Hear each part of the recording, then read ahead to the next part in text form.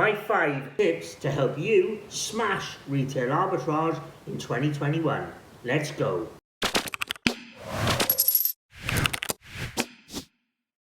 Hey guys, Luke here from the Amazon Reseller Network. On this channel we're going to be discussing all things Amazon FBA. In this video today I'm going to be giving you my 5 top retail arbitrage tips to help you smash it in 2021. Let's just get straight into it. Tip number 1. Scan everything. If you're brand new to Amazon FBA or if you've never done retail arbitrage before, what I would advise is to get the Amazon Seller Central app and literally go into the stores and scan everything. Really build your confidence up before doing retail arbitrage.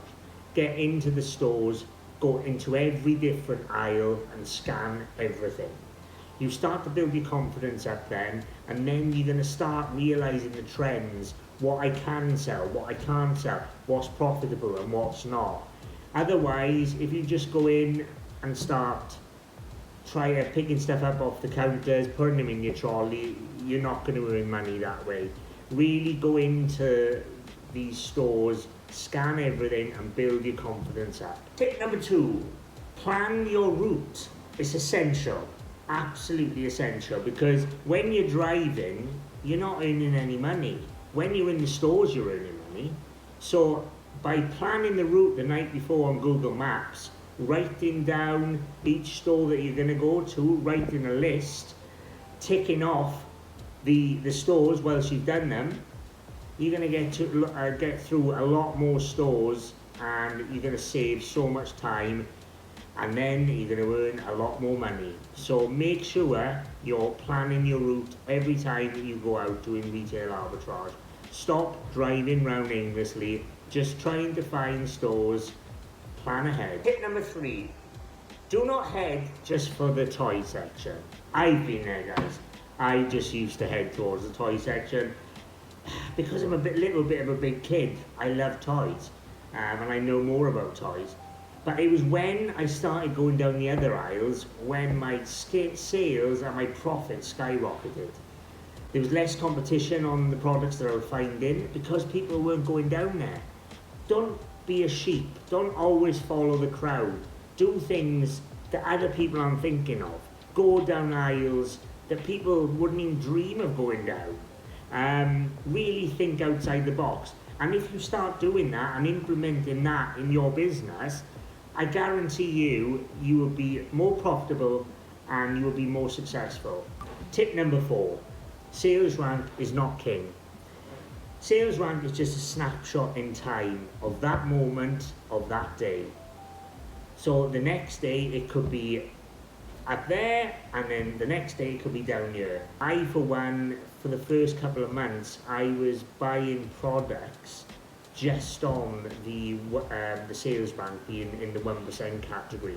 But I made so many bad decisions because on the Amazon Seller Central app as well, you could be buying something and it says $999 in electronics, and you think, whoa, this is going to be amazing. You pick up 30 from the counter.